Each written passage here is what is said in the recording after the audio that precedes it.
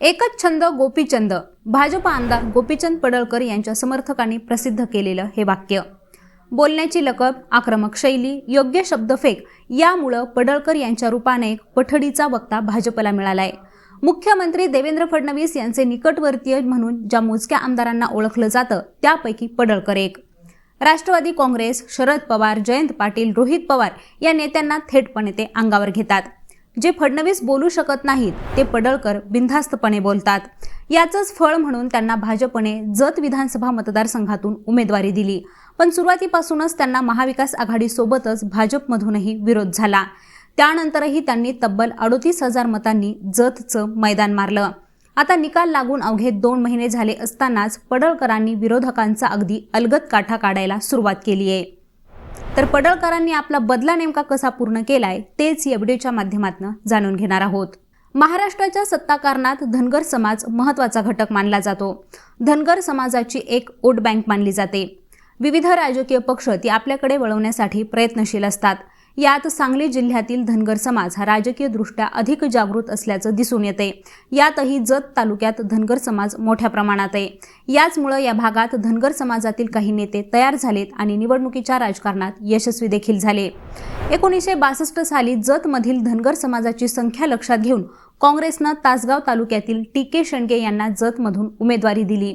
शेंडगे निवडूनही आले. त्यांच्यानंतर 2009च्या विधानसभा निवडणुकीला प्रकाश शेंडगे हे भाजपच्या तिकिटावर जतमध्ये उभे राहिले आणि विजयी झाले. आता गोपीचंद पडळकरही मूळचे आटपाडी तालुक्यातील असतानाच जतमधून ते आमदार झालेत. मात्र जतमधून आमदार होणं हे पडळकरांसाठी सोपं नव्हतं. आटपाडी तालुक्यात नसलेली स्पेस ओळखून त्यांनी 6 वर्षांपूर्वीच आपला मोर्चा जतकडे वळवला होता. 2019च्या लोकसभा निवडणुकीपासूनच प्रस्थ तयार झालं. त्यावेळी त्यांनी जतमधून तब्बल 53,000 मतं घेतली. पुढे 2019ची विधानसभा निवडणूक त्यांनी बारामतीतून लढवली. त्यात पराभूत होणार हे त्यांनाही माहीत होतं. पण त्यानंतर ते विधान परिषदेवर गेले. तिथपासून त्यांनी जत तालुक्यात तयारीला सुरुवात केली. या तयारीमुळेच मागच्या 5 वर्षात सातत्याने इथले स्थानिक भाजप नेते विरुद्ध पडळकर असा संघर्ष उभा राहिला. यात पडळकर विरुद्ध माजी आमदार विलास काका जगताप आणि माजी सभापती तमनगौडा रवी पाटील हे आघाडीवर होते. 2019च्या लोकसभा निवडणुकीत पडळकर यांच्या उमेदवारीची भाजपच्या संजय काका पाटील यांना उघडपणे मदत झाली होती. त्यामुळे संजय काका पाटील यांनीही पडळकरांना पूरक भूमिका घेण्यास सुरुवात केली. याच संघर्षातून आधी विलास काका जगताप यांनी भाजपविरोधी भूमिका घेतली. त्यांनी थेट अपक्ष विशाल पाटील यांना पाठिंबा जाहीर केला. त्यानंतर झालेल्या विधानसभेलाही माजी सभापती तमनगौडा रवी पाटील हे जतमधून इच्छुक होते. त्यांनी भूमिपुत्र विरुद्ध बाहेरचे असं म्हणत पडळकरांच्या विरोधात मोहीमच सुरू केली. पडळकर हे भूमिपुत्र नाहीत, त्यामुळे त्यांना उमेदवारी नको असं त्यांचं म्हणणं होतं. त्यासाठी जतमधील भाजप नेत्यांनी थेट मुंबईत धडक देत पडळकरांच्या उमेदवारीला विरोध केला. त्यात माजी आमदार विलासराव जगताप हे आघाडीवर होते. पण पक्षानं पडळकरांनाच तिकीट जाहीर केलं. त्यामुळे चिडून पाटलांनी बंडखोरी केली. त्यांची बंडखोरी रोखण्यासाठी मंत्री चंद्रकांत दादा पाटील हे जतमध्ये गेले. पण बंडखोरी थांबली नाही. तमनगौडा रवी पाटील यांच्या उमेदवारीला विलास जगताप यांचंही पाठबळ मिळालं.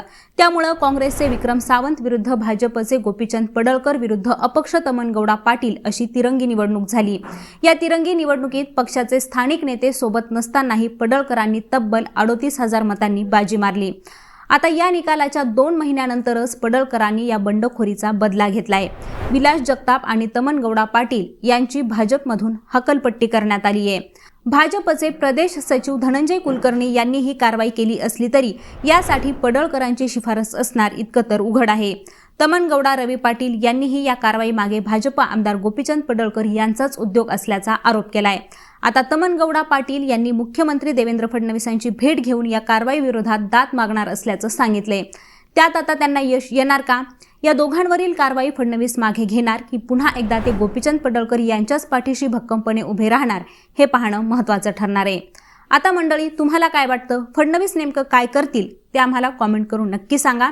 आणि यांसारख्याच विषयांची माहिती मिळवण्यासाठी लेट्सअप मराठीला सर्वच सोशल मीडिया हँडलवरती फॉलो करायला विसरू नका आणि पाहत रहा लेट्सअप मराठी.